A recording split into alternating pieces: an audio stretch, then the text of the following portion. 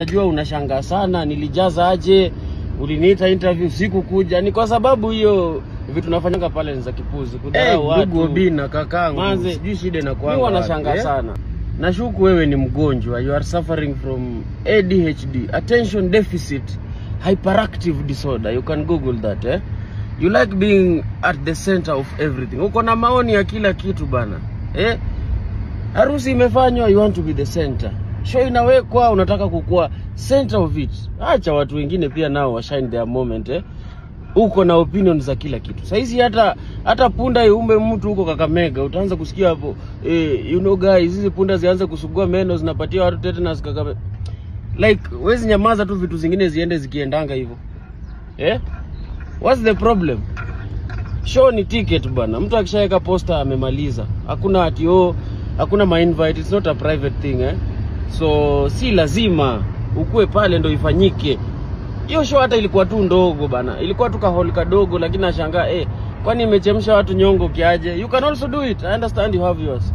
So wewe panga watu wakuje wajibambe.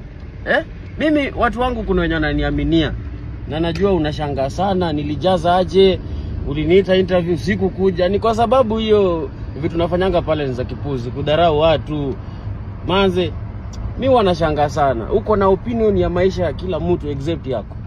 Tuko na data zako mingi. Sisi ni wasanii pia, tuko na followers na viewers. But we have never sat down.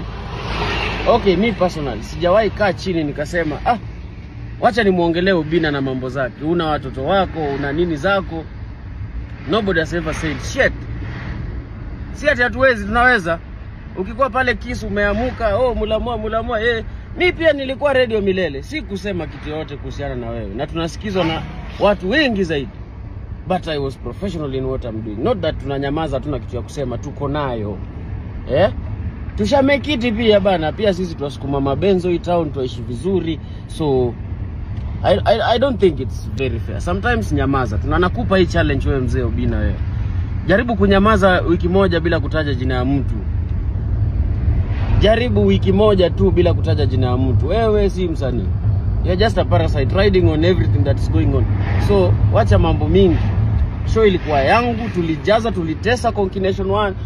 We are going to finish it even more Conkination 2. So, kama kuna mtu akona shida na hiyo, anza kujipanga mapema. Kwa sababu tutatesa zaidi ya hiyo. Ama namna gani Team Konki? It is what it is. Sometimes we just don't take slaves. Wacha mambo mingi bwana.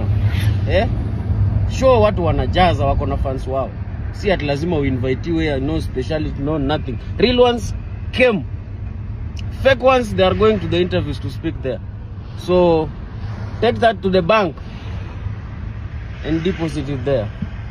Nifanya hata nimeongea Kizungu ningetumia kwa interview. Some people